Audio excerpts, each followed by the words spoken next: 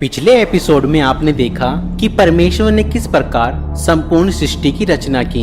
उसने आकाश के पक्षी और जीव जंतु को बनाया और उसने पहले मनुष्य को मिट्टी से बनाया और उसके अंदर जीवन का सांस फूंका।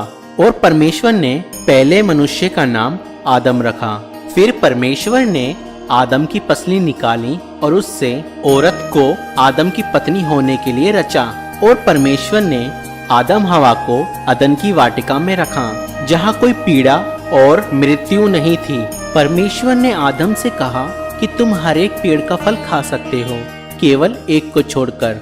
परंतु शैतान, जो दुष्ट आत्माओं का प्रधान है, उसने हवा को परीक्षा में डालने की कोशिश की और उसने वह फल तोड़ा और खाया और उसने अपने पति को भी दिया।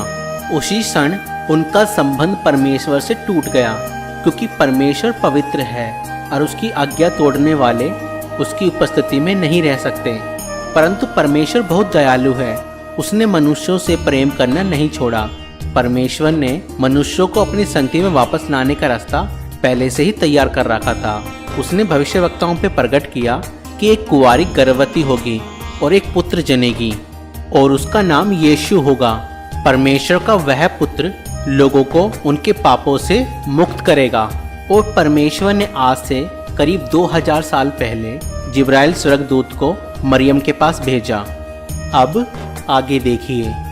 भयभीत ना हो मरियम, आप पर परमेश्वर का अनुग्रह हुआ है। आप गर्भवती होंगी और एक पुत्र उत्पन्न होंगे और आप उनका नाम यीशु रखना। ये कैसे हो सकता है? मैं तो कुंवारी हूँ। पवित्र आत्मा आप पर उतरेगा, इस कारण वो बालक परम प्रधान परमेश्वर के पुत्र कहलाएंगे तथा उनके राज्य का कभी अंत न होगा। नासरत नगर के सब लोग सुनो कि कैसर अगस्तुस की आज्ञा से गलील और यहूदिया प्रांत के सभी निवासियों की गिनती होगी। इसलिए सभी लोगों को अपने प्रांत में जाकर शीघ्र ही नाम दर्ज करवाना होगा।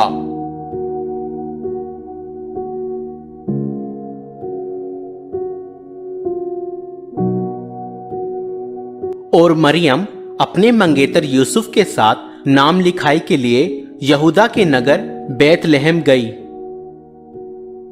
पर बैतलहम में उन्हें ठहरने की जगह न मिली। उन्हें केवल गौशाला में ही जगह मिल सकी।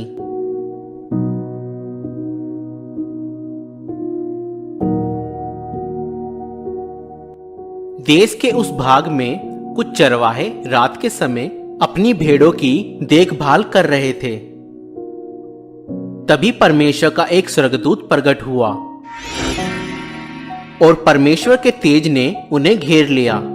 आज के दिन दाऊद के नगर में तुम्हारे लिए एक उद्धारकर्ता जन्मे हैं, अर्थात मसीह प्रभु। चरवाहे शीघ्र ही चरनी में जन्मे नवजात शिशु को देखने चले आए। वह उन प्रथम लोगों में गिने गए जिन्होंने कुंवारी माता द्वारा उद्धारकर्ता के जन्म का सुसमाचार फैलाया। कि आज पैदा मसीह हो गया, कि आज पैदा मसीह हो गया। किशोर दुनिया में, किशोर दुनिया में, किशोर दुनिया। एक हफ्ते बाद जब बालक के खतने का समय आया तो उसका नाम यीशु रखा गया। यूसुफ और मरियम बालक को परमेश्वर के सम्मुख प्रस्तुत करने यरूशलेम ले गए। मूसा की व्यवस्था अनुसार जब वह धार्मिक कर्तव्यों को पूरा कर चुके तो यरूशलेम से वापस नासरत लौट आए।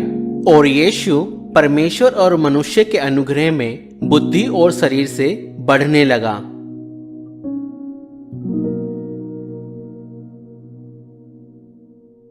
सम्राट तिब्रियुस के राज्य के 15वें वर्ष में पैंतुस पिलातुस यहूदिया का शासक था और हेरोदेस गलील का राजा था। हन्ना और कैफा महायाजक थे।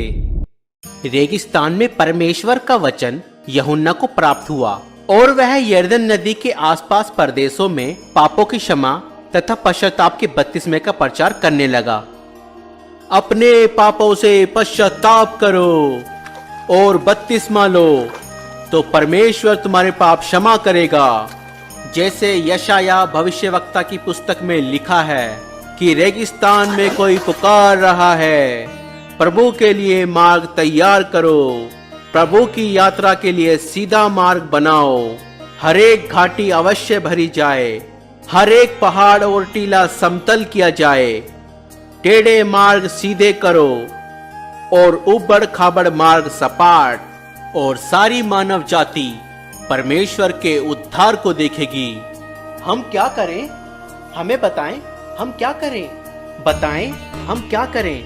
हमें बताएं, हम किस मार्ग पर जाएं? अगर किसी के पास 2 कमीजें हैं, वह एक उस मनुष्य को दें जिसके पास नहीं है, और जिसके पास भोजन है वह अवश्य बांटे। हे गुरु, हम चुंगी लेने वाले हैं, हम क्या करें?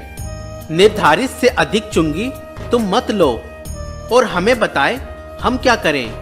किसी से भी जबरन धन मत लो और ना किसी पर झूठा दोष लगाओ। अपनी कमाई में संतुष्ट रहो। हमें बताएं, क्या आप मसीह हैं? मैं तुम्हें पानी से बपतिस्मा देता हूं, परंतु एक और आ रहे हैं जो मुझसे सामर्थी हैं। मैं तो उसके जूतों के बंधन खोलने लायक भी नहीं। वह तुम्हें पवित्र आत्मा और आग से बपतिस्मा देगा। उसका सूप उसके हाथों में है, ताकि वह गेहूं को भूसी से अलग करके अपने खत्ते में रखे।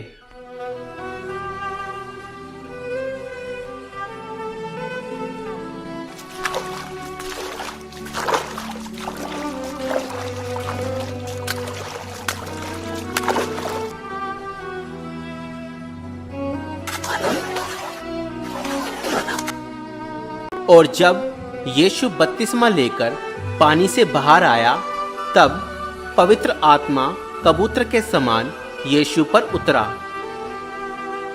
और स्वर्ग से आवाज आई, तू मेरा प्रिय पुत्र है, मैं तुझसे प्रसन्न हूं।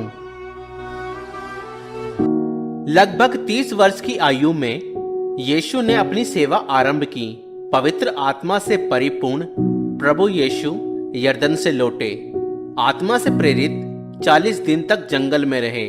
शैतान उनकी परीक्षा करता रहा। इस बीच उन्होंने कुछ नहीं खाया।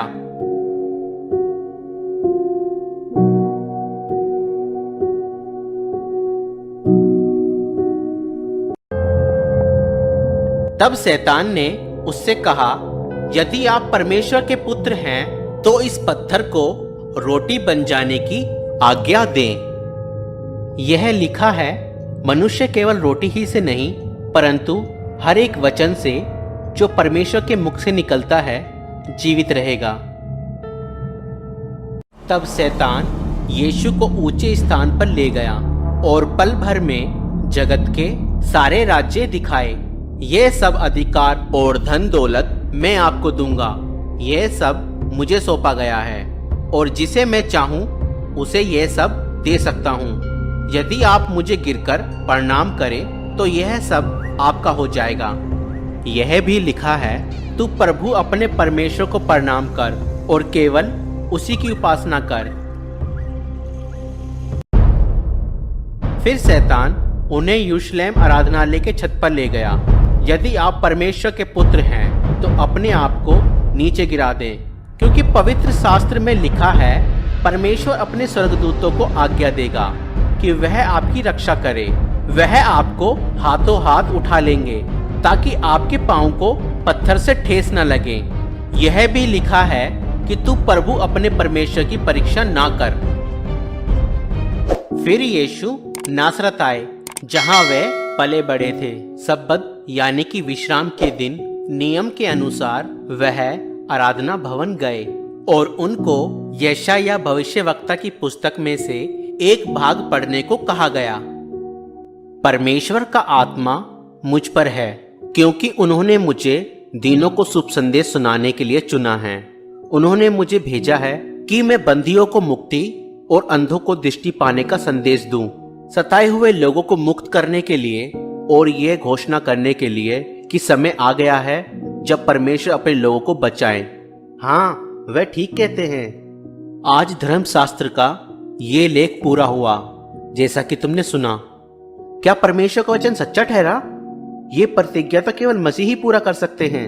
हम कैसे जानेंगे? निसंदेह तुम मुझसे ये कहावत कहोगे, वैद्य जी स्वयं को चंगा करो। मैं तुमसे कहता हूँ कोई भी भविष्यवक्ता अपने शहर में सम्मान नहीं पाता। इस प्रकार यीशु ने अपना परिचय परमेश्वर द्वारा अभिषिक्त संसार के उद्धारकर्ता के रूप में दिया, परंतु यहूदियों ने उसे मसीहा स्वीकार नहीं किया। उसे लोगों ने पहाड़ी से गिराना चाहा, परंतु वो भीड़ से निकलकर अपनी राह चला गया।